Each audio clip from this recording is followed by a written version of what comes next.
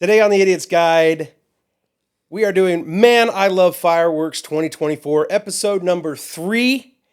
Scammers suck. From drained retirement funds to stolen valor, veterans are twice as likely to be scammed than your average person. We'll discuss why. And some ways to prevent scammers from stealing your livelihood. I'm your host, Adam Richardson, aka the Profit Hacker, and I'm joined by the man in charge, Mr. Joe Haslam.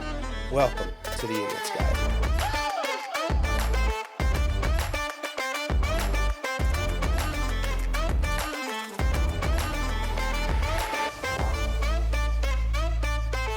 So, Joe, I hate scammers. Everyone hates scammers. Honestly, like, if you met someone and they introduced themselves as a scammer, you instantly just want to punch them in the face. They know they know what kind of damage they've done. It just seems like lately it's worse. It's gotten worse. It's gotten more aggressive as time's gone on. And honestly, like, the numbers are proving that, you know, that feeling about, man, this sucks, it's getting worse. It's true. Mm-hmm. Over the last year, the FTC, they filed a report and they put out their findings, and over $10 billion in fraud losses in 2023, which is 14% over the prior year in 2022. But, you know, I know that's kind of boring numbers to start out with, but it's the stark reality about, like, how that's billion with a B. $10 billion. That's so much freaking money. Like, and it's individuals. I think the comment you said the other day about it being from a foreign country. We won't say the foreign country, but like our conversation about, like, oh, well, if it's transferred from this place to this place and they're all local cities in the U.S., I think it's domestic. But you're like, no, it's just foreign entities logging in, hacking in, and then having their way. And I think the craziest thing about that is the idea that, like, we use why can't it, like, the IP address thing where you can hide it. You hide your IP address. Why can't it masking? No, like, you can VPN, virtual. Oh, okay. You're like you lock your IP address out so you come across as being in Bangladesh. Okay, not true, but, like, it patches you all over the place, so it's hard to track you.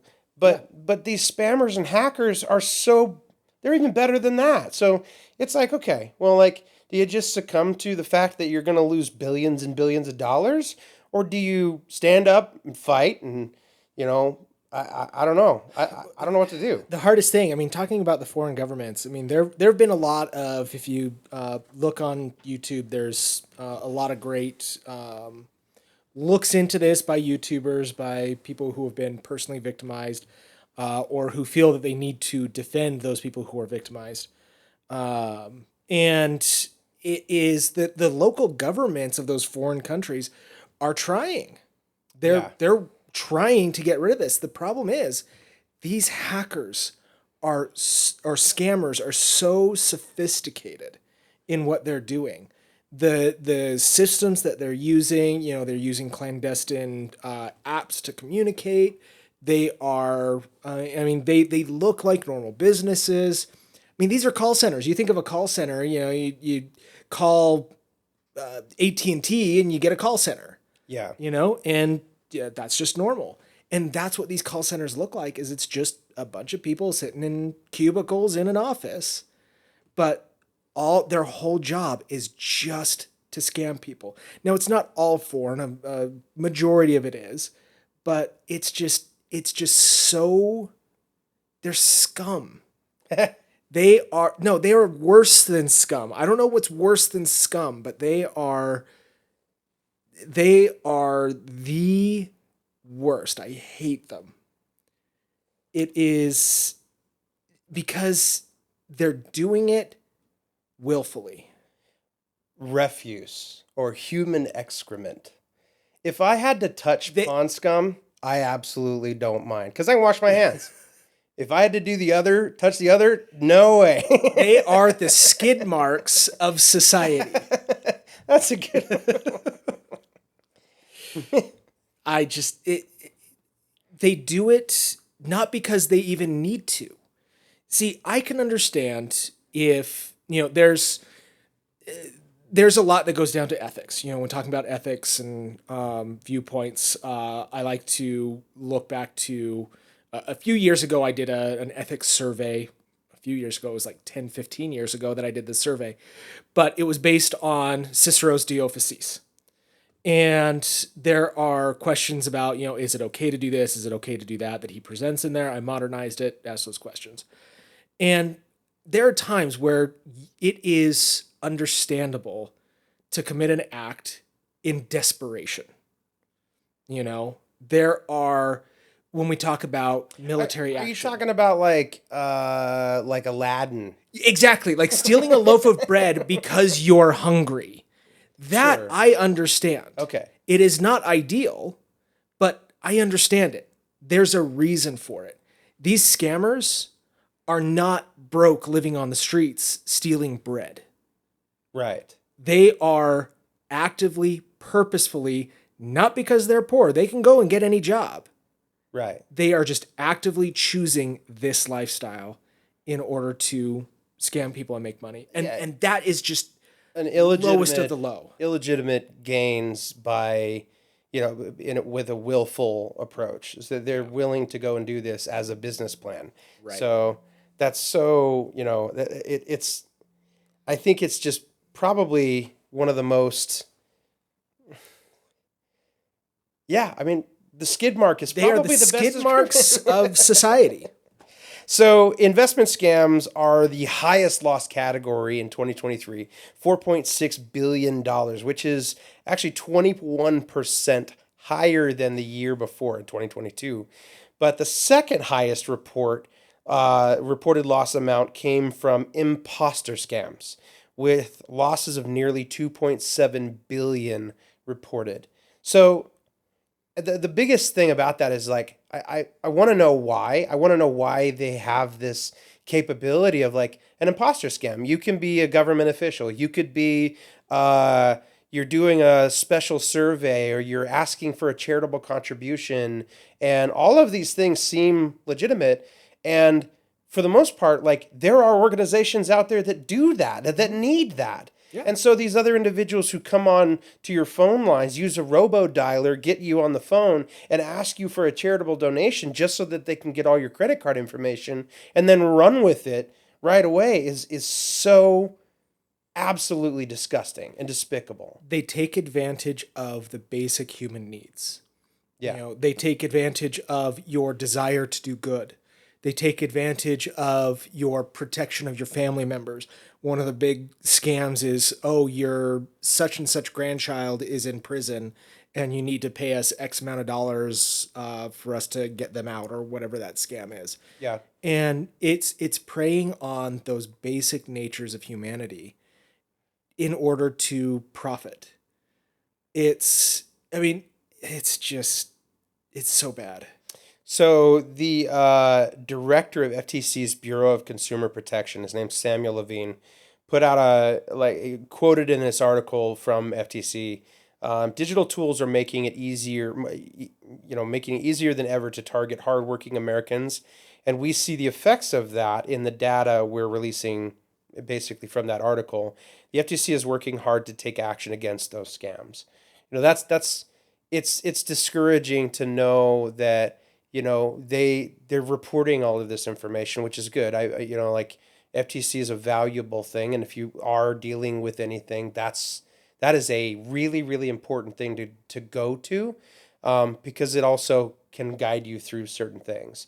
But real quick, if you guys like what we talk about normally, if you enjoy the conversations that we typically have, I encourage you, please hit that subscribe button, join our group, our comments and that kind of stuff.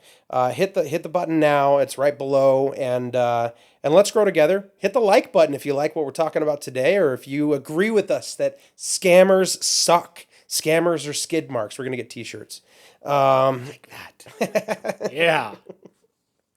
But there's probably one of the biggest things I think all of us deal with is it's you have like ongoing joke about saying like, hey, like this is um a normal thing for us to get like your car's extended warranty.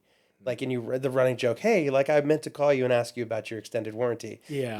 and you get that call and you're like, ugh, I can't believe I answered the phone, but then I have on my phone, like from my mobile carrier, it says scam likely. So it's actually a listed number that on there's it's I mean like it's not foolproof, Yeah. but it is something that for me it makes it so that if I don't recognize the phone number, I don't have to answer it. You Yeah. know? And it's great because a lot of the cell phone carriers are now doing that. I use, and if this company would like to sponsor us, we'll take it. But they're not a sponsor. RoboKiller, I think is the name of the site. Okay. So it's just an app you download, and it will actually prevent the call from going through if it is a known auto call or spam call or anything like that. So some of them will say potential scam or Yeah. RoboKiller alert or something like that on it. But if it knows that this is a scam call, it won't even let it ring. Wow. I love it. Because, yeah, there are so I'll get a random voicemail just show up on my phone because it'll send it directly to voicemail where it'll say, this is so and so doing this and that. And I know that RoboKiller got my call and completely got rid of it. Well, I think it's interesting because, phone calls are probably one of the fastest ways, if you answer the phone, to get a hold of you and your information. Yeah. The other side of that is emails. Like, even if you have, a good encrypted email service and that kind of stuff, like your emails, if you use any sort of computer to use your emails, even your phones, they're susceptible to viruses that watch whatever's on your screen. Mm-hmm. And so, it doesn't really matter. Emails or phone calls, they're all scammers and they target everyone. Yeah. But veterans, like I said at the very beginning, are twice as likely to lose money to them. So, and the reason why, this is an article from way back in 2017, AARP Fraud Watch Network survey. They did a survey and find, this was an ABC News article. And I actually was interviewed by somebody from ABC News about a little over a year ago, talking specifically about this and having the conversation going, look, why is it that veterans or military are more susceptible to this? And, like it doesn't excuse that other people, or it doesn't diminish that it happens to anyone and everyone, but it seems to be that like something is uniquely different about it happening to veterans, because that means that in that category, if they're twice as likely to fall for it, then the majority of loss, you have twice the loss that you're dealing with. And the individual who they basically, like, his name's Doug Shadell, said that the con men he's interviewed, so he's done different investigating things. He's a lead fraud researcher for AARP. ARP. Side note, my wife, she likes to make fun of me because I get AARP letters in the mail because I have the same first name as my dad, and they don't know the difference. So I get I get the AARP. She goes, honey, look at there's benefits in here for you. I was like, shut up. Anyway, so yeah, I probably got this article in the mail from AARP, There you go. but basically said, like, interviewing con men told him the best way to scam a vet is to pretend to be one, and That's despicable. Despicable. it's veterans are bombarded by the same scam pitches that we all receive. This is a direct quote from the CEO, Joanne Jenkins, at the time of AARP CEO. Says, while veterans are bombarded the same scam pitches we all receive, our research found that they're also under special attack by a number of additional scams tailored just for them. And, Shadell, the investigator or the researcher, basically said it's sort of using the sense of patriotism and brotherhood against them. And that's, like, I think that's true because when you're talking about how, like, I've had I've had the organizations that try to muscle you for the like United Sheriffs Yeah. Association, and man, like they've even come under scrutiny, the actual company, because of how aggressive they are. They're like, I'll be like, well, I don't know. Call me back in a couple weeks and we'll see, where I'm at if I can give a donation. And then they'll call you back and they'll be like, well, you said to call back now because you would give us a donation. And I'm like, okay, like you guys are verging on scammers, and like you're a legitimate company. Do not shake people down for donations. Like that isn't right, Yeah. you know? But the reality is like I think part of it, like I would say not just the brotherhood, but the patriotism. But if you think about people who served in the military, there's a very, very self-sacrificial Yeah. viewpoint. And so, or, like less, I guess, hoity-toity word about that would be just, uh, I just lost it. It's gone. It's literally gone. I Well, they look out for others. They are genuine. Selfless service in a Yeah. sense, you know? And that kind of thing. They're when someone calls them and pretends to be a veteran, they immediately feel for that person, Right. and you're going to do what they need. Yes. They're pretending to have this need, to have this desperation, and that's what a veteran does. They they help those who can't help themselves. I mean, the government isn't asking all of us to go out and be soldiers. They are asking the people who volunteer to be soldiers, to be in combat. They are giving up a piece of themselves to protect those of us who don't go into combat. And it's that same kind of aspect when you've got someone pretending to be a veteran on the other end of the phone. It is they are, and they're saying, there are people in trouble, there are people in need, or whatever the scam may be. Oh yeah, I am first one out the door to go help that person. So it's one of those things where it's that kind of self-sacrifice. It's that giving up of self.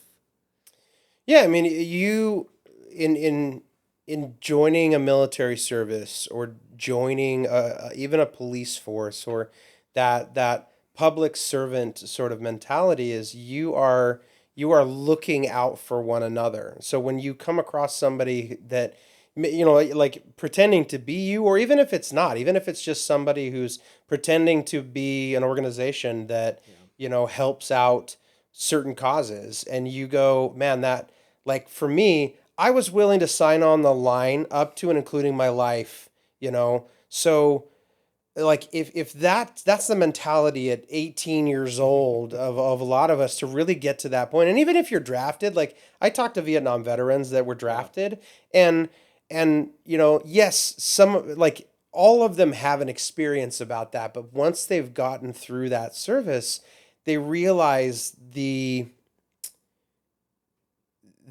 nobility of that, the Right. you know the wonderful valor of what it is. Yeah. And and it but it's so sad that when somebody uses that and exploits that because of the fact that you're an honorable human being. Right. I mean, we think about the victims that are most susceptible to scams are generally older individuals and veterans. Yeah. And part of that is when you look at someone our age who isn't a veteran. I mean, there's very much, I'm going every day, I'm thinking about myself, my family, and that's about it. Yeah. There's really not a lot of, I'm not saying they're bad people, they're just not focused on others, you know? Whereas veterans and older people, I mean, that's their whole life. Older people have so much experience in life, have learned so much that they have learned to value family above all else. We're still learning that. Yeah. As we get older, you start out as a teenager, you're focused only on yourself, and then you start focusing on family, and then you learn that everyone is important. And that's why the older generations are so much more likely to be victims, because they are trying to actually support and give to everyone. Mm-hmm. And that's what it is with the veterans. And they take advantage of that.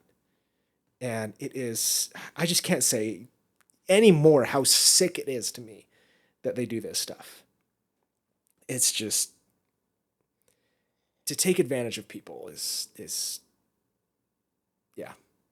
Well, I mean, I think this is really poor timing, but I'm gonna say it anyway because, it's a transition, and I'm terrible at Oh, this. here we go. The bad transition. Get ready for it. Ready? And action. Okay, so Joe, tell me a little bit more about this new thing that we have. Something about taters and Patreon and the whole gambit of. All right. So we have a Patreon.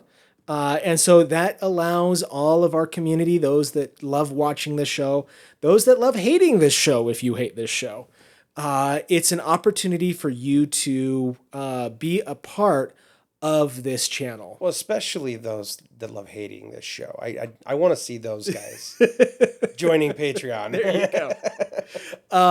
And Patreon is a way to support us, to help build the community, build our ability to do more videos.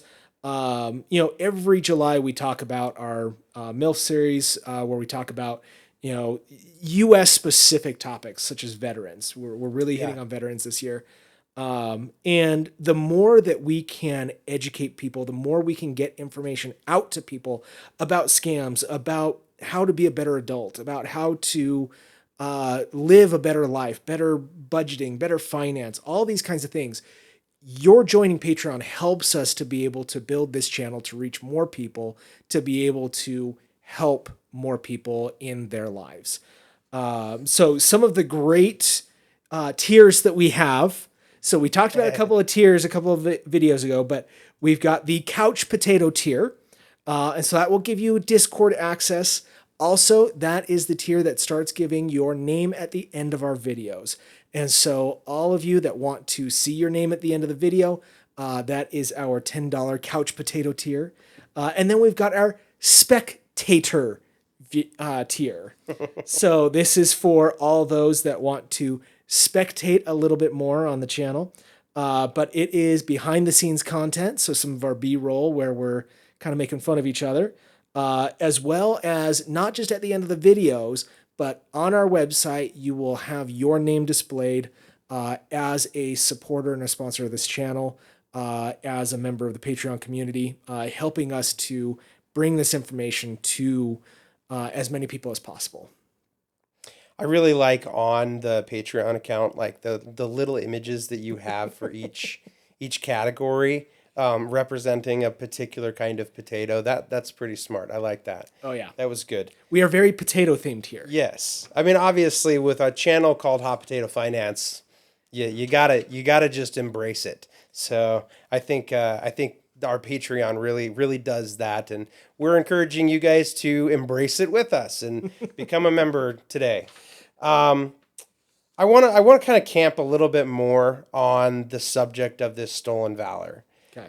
The reason why is because I honestly, those who pretend to be any level of service about taking that are reprehensible pieces of trash. Yeah. And like I was doing a little bit of research on this. Obviously, I'm familiar with stolen valor, but there are moments where there's cases that, like, I mean, the news would just eat this person up. Someone from the House of Representatives that was wearing a particular patch that they said that they earned that they didn't, and they can there's documentation for these particular things, but then you have instances where. I read one article about an individual, I can't remember their name, but they had literally two valor emblems on medals that they had. Their medals were the correct medals, but then you have this additional like indicator on each Mm-hmm. one, and the goal behind that indicator is literally just to have it's a V for valor. And he had two of his ribbons with a mark of valor on it as well, which is kind of it's the award exceeding by a special insignia that shows this. And so like it's a big deal. However, let's say for example that person put that on there because their commander of the battalion that they were part of, or the ship that they were part of, was had mentioned the fact that they were a recipient of those medals. And this is, because they did it and they'd received it multiple times, they have a V on there for the valor. That's not a very common mistake, but it's an easy mistake to have happen, especially in military service. Now, correct it, but Yeah. but more so what stolen valor represents. Like those are the ones where it's kind of like, okay, it's confusing, we're sorry, we fixed it, okay? But when your purpose is actually intentional deceit, Yeah. like burn that person alive. I'm sorry. Yeah. No, I mean it's horrible. And I work a lot with veterans in some of the mental research that I do, the neurocognitive stuff that I do. And I really get to understand how the veteran mind works. And when someone has questions about what veterans go through or things like that, I am not a veteran, but it gives me insight to be able to share with the average citizen. Yeah. This is what it's like for them. And some people can easily get confused if I say that, thinking maybe I'm a veteran, which means every single time, just like I did just now, when I talk about that, I make it very clear I am not a veteran, because it should always be clear that I have not exhibited those traits. I have not put my life on the line for my country. Yeah. Now, I don't necessarily feel bad about that. I mean, there are some reasons why I didn't go into the military. I wanted to. I wanted to go into the Air Force. However, it's something where, to me, I have to make sure that I make that clear, that I'm not a veteran, even if I'm sharing information about veterans, even insights that an average person wouldn't have. But there are a lot of people who don't do that, Yeah. who don't correct that there's an implied idea that they're a veteran, and then they start taking that, oh, wait, I can get some benefits out of this. I can do a little bit more out of this. And then they start to tumble down this hill of, now they've stolen that valor and they're pretending to be something that they're not.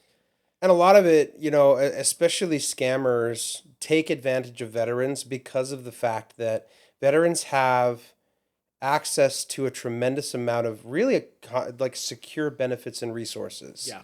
And so, one, by pretending to be one, you can try to move and integrate into that system. Now, there's lots of checks and balances along the way. So, like, if you're trying to go down the road of, scamming the system, it's really going to be hard for you. But there are situations that they do exist. Mm-hmm. But when you're talking about an individual veteran and pulling on those heartstrings, somebody's going to, access their account, or or coming in, like, selling a service saying, oh, I'm going to be doing this, and it goes to this, and I'm a veteran. I served over here. One of the things that I was reading an article about, and it was, I can't remember, something like vet.mil or something like that.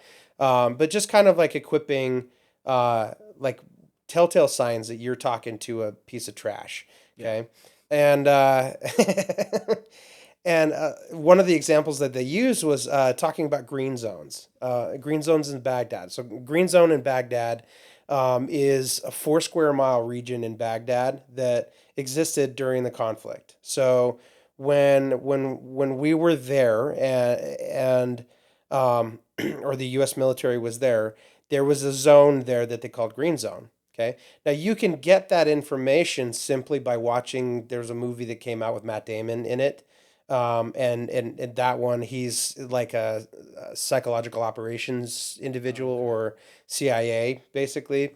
But they operated in this region and operate like in and out of that region. But it's not necessarily the location of it. So if they say like, "Oh yeah, I served in the green zone," you're like, "You could have gotten that from the movie." Okay.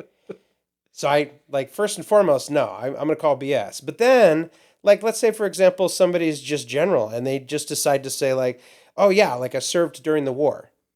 Like what? Like served at McDonald's or Right. were you not even old enough to serve in the military yet?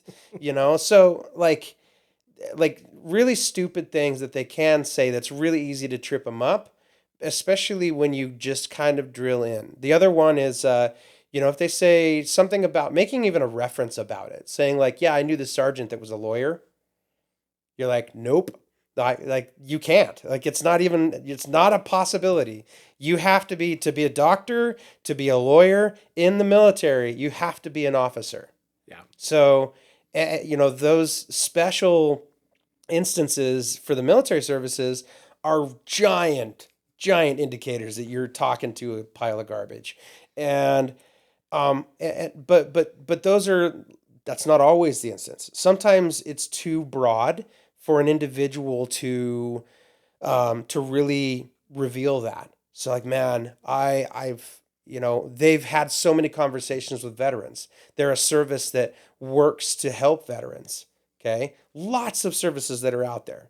And because they've had so many conversations, they have context about their conversation. So like, I remember this one time that I was doing this, and you're like, it's so true. That person is still a pile of freaking garbage, didn't serve one bit, has no idea how to do an actual military grade push up, Yeah. and they're out there flaunting it like it's their own. Yeah. No, and to go along with that, so growing up when I was in middle school, my English teacher, I think she was English teacher, she was a former Army drill sergeant. And so every 2 years at this middle school, the entire school did a reenactment of the battle at Gettysburg. And so, because she was a former drill sergeant, she took every one of her classes through real military drills. To this day, I remembered how to do a correct about face because she taught us how. I know how to stand at attention. I know how to stand at ease. All of those maneuvers because she taught us how. And, my work with veterans. I mean, I work with veterans who suffer from PTSD and helping them to, remap the issues that they're facing. And so I know because of the work I've done, the intense stuff that they go through. I could easily go out there and do exactly what you're just saying because I can walk the walk. Yeah. And I can talk the talk. And it would be so easy for me to do that. And a lot of people do. And it is horrible. It's just to get gain off of something like that is just despicable. Well, and it's against the law. It's a federal law. Yes. And so, that's one thing to keep in mind is if you sense that somebody is trying to scam you and they're using their level of military service or whatever they claim, and it's not, you believe that it's not true, like, I don't encourage you to do a citizen's arrest or headlocks. Like, that's not a good Yeah, thing. no. But if you recognize and you have a means to track this person down, like, Safely. yes, like I'm gonna find you and I'm gonna find your home and I'm gonna burn it to the ground. Although that's satisfying, it is not. No. It is not the right thing to do. The right thing to do is to honestly report it to the FTC. FTC can track that down.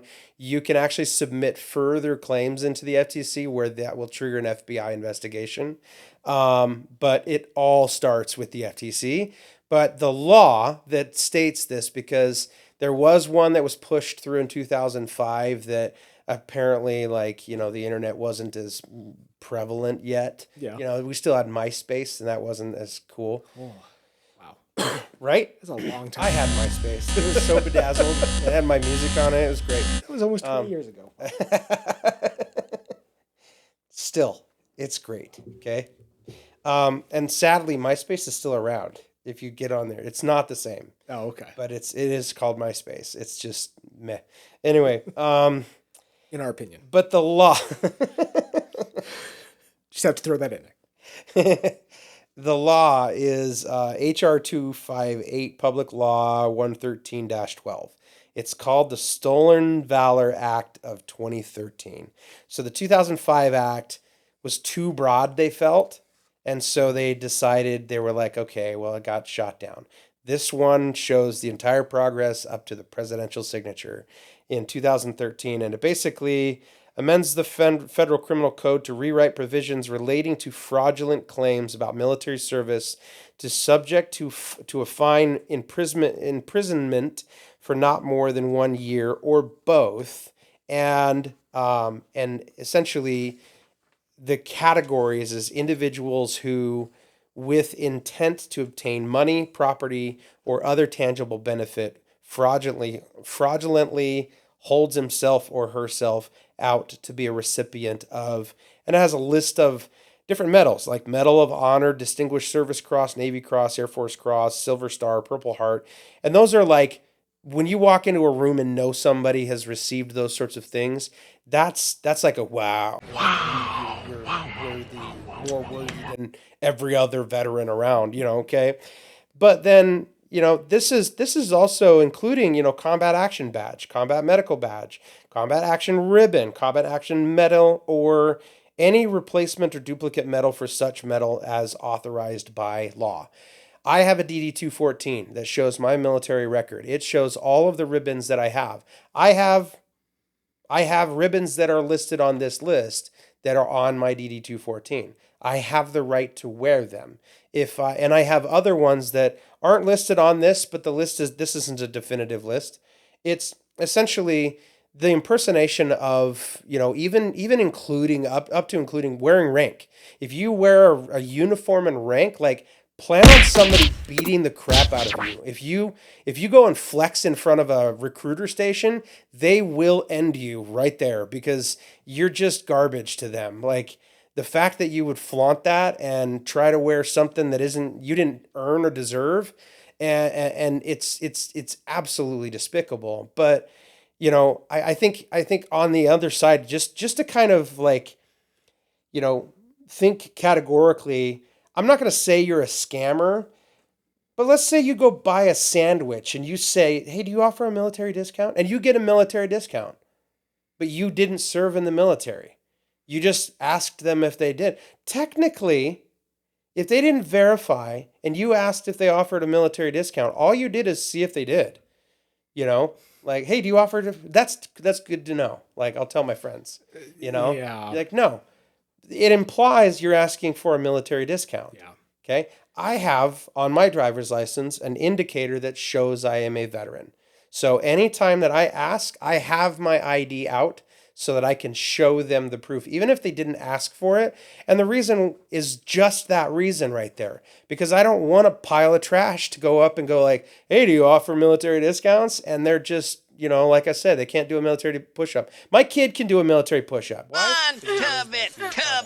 Yeah. But honestly, like, it's even that. Like, if you really want to challenge them, tell them to do a push-up. That's like the biggest indicator. You can do a military grade push-up, then you might pass off. But most of those people who can are not dumb enough to try to steal valor. Like, it's not worth it. So and that highlights one of the things where you don't think about when someone who does something as seemingly innocuous as taking a military discount that they don't have a right to. It doesn't seem like it's all that much. Yeah. But it really is. It is a big thing because people give military discounts because they are showing their respect and honor for those people who served. And they're getting a hit to their bottom line by doing that. A lot of companies will give a 10, 20% discount on the service, Right. and 10 to 20% may be the entire, take it down to just cost, because they've got a lot of other things that go into it. I mean, most businesses will have, anywhere from a 10 to 20% return on revenue. And Right. so if they're giving you a 10 to 20% discount, they're probably taking it down to cost. And so they don't make any money. And they're doing that because they respect those that have served.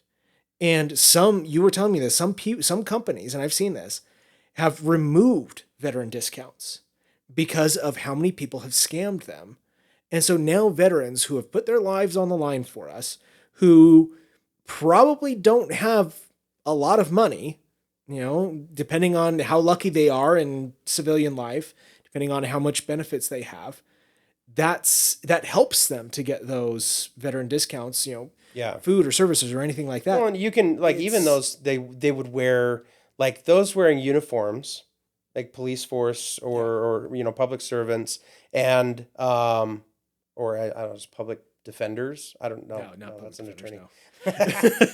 no. um, like or military personnel that are there, like those typically they'll offer discounts for, but anyone who asks like a military discount and it's not a person in uniform, like a lot of businesses have gone that way because of the veteran discount, the ask of a veteran discount. They're like, well, we'll honor veterans on Veterans Day. You're like, Right. okay, like, And it's always a little awkward to either say no, we don't do that anymore, and then you kind of feel crappy about yourself, but you've been the victim of someone taking advantage of you. So I mean, there's yeah, reasons why you're not doing it, but it's also awkward to ask, can you prove it to me? yes. You know, And that's what a lot of people like. I put mine out because I just choose to. Like yeah. most, well, like even if I show it to them, they're like, "Oh, I don't need. I know you are." And I'm like, "Oh, cool." Like I put off that kind of, Yeah. sure. But we're going to do a cheap plug here because it relates to what we're talking about. So we talk a lot about how I work with it's an alternative resource. I am not a therapist. It is not therapy per se. These are experimental research things that we do, but it's neurowarrior.co. And it is, we work with victims of PTSD. We work with people who have anger management, anxiety, all these different kinds of things that relate to the way that the way the neural pathways in your brain have developed. And it's a great program. Check it out. It's neurowarrior.co. It is an alternative method when other methods don't work. It is all experimental. We are working on developing a more robust system to be able to make it not experimental, but actually usable in any normal therapy office. But what we do for veterans is we actually we have a veteran specific program. I think it's called Boots on the Ground. Um, is that program, or no, Battle Ready? Battle Ready Yes, is the name of that program. it's been a minute. Yeah, it's been a while. I know we talk about getting ready for being boots on the ground, but it is, when we, in any of our programs, the normal cost is about $120 for a service. When we have a veteran that's coming in to do this, we verify that it's a veteran, and it is kind of awkward, but we drop that down to $20. That's an 80% discount on some of these services Yeah. because these are very necessary services. And if we've got someone who comes in claiming to be a veteran, we are losing a lot of money on that scammer because Yep. they're pretending to be something that they're not, pretending to have something that they don't really have. And so as someone who does these kinds of programs, who works with veterans, who is, has seen those problems, it is hard. And there is a real effect to not just the veterans, because some companies, again, would stop offering those discounts, but also to the services, the companies that they're getting that service from. It hurts them. And so anyone who does that, I would call them scammers. Yeah. They are scammers, and they are the skid marks of society. It's that plain. I think to leave our listener with some valuable tools. I mentioned reporting to FTC is important. It's a valuable thing to look at. That's kind of getting the ball rolling on some large scam operations. But local authorities always having some kind of, if you feel like you've been taken advantage of, open a case with your local detectives. They will open a case and they will work with you through the entire process. But also to mention the fact that if it's a credit card, if it's your banking information, if it's financially related whatsoever, there are federal regulations that protect you as a consumer when these things happen.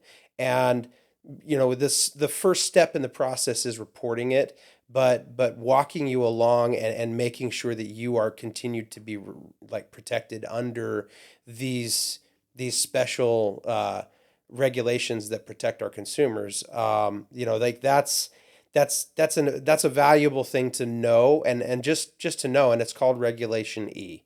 And it is anything to do with email, phone, electronic. The transactions that we deal with on a daily basis are nearly 99% electronic. If you have cash, it's because you might be a stripper.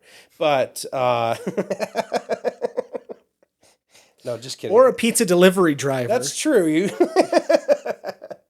No, I work at a bar and I get ones all the time, and I'm like, I wonder what they think of me. Show up to the bank and you got your wad of ones. I just reassure them. I'm like, I know. I want you to know I'm not a stripper. I knew that was a question. I don't think anyone has Thank that you, Joe. question. Thanks for that reassurance. I appreciate that. Hey guys, next week I wanna let you guys know we're gonna have another episode and really kind of drill down on something specific. It's but when a bank touts that they are all about those who served. We're going to go talk about a fraud case that hit close to home, and it involved one of the largest banks in the industry when it comes to military and their families. And so we're going to dive deep, and we're going to reveal some really, really terrible things and make sure that you have an opportunity to question if you work with said bank that you might want to second guess that or consider other options that are out there. And really, honestly, it's to show that, don't go after veterans. Don't hurt them. Don't impact them. And when you abuse them, you don't deserve them. You don't deserve their help. You don't deserve their protection. And so, yeah. And lastly, if you're enjoying the content, don't forget to subscribe, join our awesome community. It's quick, it's easy, and you'll never miss out on the latest videos. Hit subscribe, hit the subscribe button now, like us, or just thumbs down. I don't care, but sign up for Patreon at least. Let the algorithm know that you like us. Any kind of interaction is good. We are serving our AI overlords.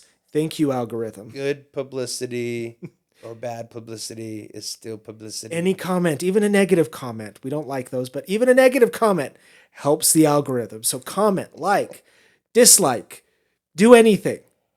All right. Thanks for listening and watching. And life's too short. So keep laughing, keep learning, and remember, idiots have way more fun. Check your shoes.